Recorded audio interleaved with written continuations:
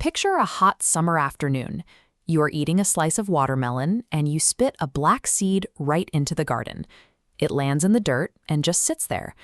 Inside that hard shell, a tiny spark of life is quietly waiting for the right moment to begin its mission. To understand what happens next, we have to look at how the plant world is divided into two main teams: non-flowering and flowering. On this page, we see members of the non-flowering team. These photos show mosses, ferns, and conifer trees.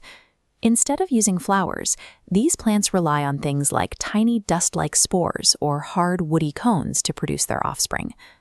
Our watermelon seed belongs to the flowering team. To grow into a plant of its own, it has to move through a specific 4-stage life cycle. Once the sleeping seed is tucked into the dirt, it waits for the right mix of rainwater and warmth. When the conditions are perfect, the seed wakes up and cracks open, a process we call germination. This diagram shows the 4 main stages of that journey. It all starts right here at stage 1, with the seed itself. As it opens, it enters stage 2, the seedling. Here, the root system grows downward, acting like anchors and straws to drink water. At the same time, the shoot system pushes upward, breaking through the soil to reach sunlight. By establishing these roots and shoots, the tiny seedling has built the basic structure it needs to power its own growth. Now the plant enters rapid growth.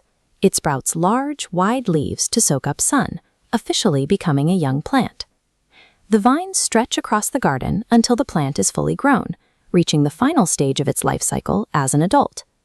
The adult plant's main goal is to start the cycle all over again, which is why it finally blooms a complex flower. A flower is essentially a machine designed to build new seeds. This cross-section shows the specialized male and female parts hidden inside the petals. The male anther and filament sit near the top, holding pollen.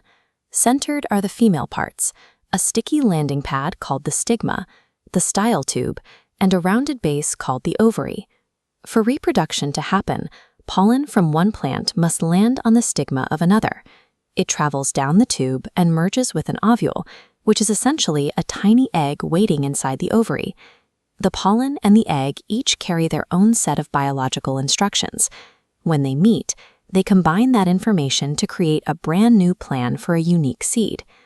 Once the new seeds are formed, the flower's petals fall away. The ovary at the base begins to swell, growing larger and gaining its familiar green stripes, until it becomes a heavy, ripe watermelon. If we look at this sliced watermelon, we can see the payoff. All those black seeds are safely tucked away inside the sweet red fruit. This tasty fruit is actually a clever trick. The plant is using the sweet snack to tempt animals into eating it. An animal eats the fruit and walks away. While the fruit is digested, the tough seeds pass through the animal's body and get dropped in a new location, far from the original plant. Eventually, one of those seeds hits the dirt, bringing us right back to where our story began. This simple seed starts the entire 4-stage journey over again, from seed to seedling to young plant and back to an adult. Every flower and fruit you see is part of this highly organized plan to keep the cycle of life spinning.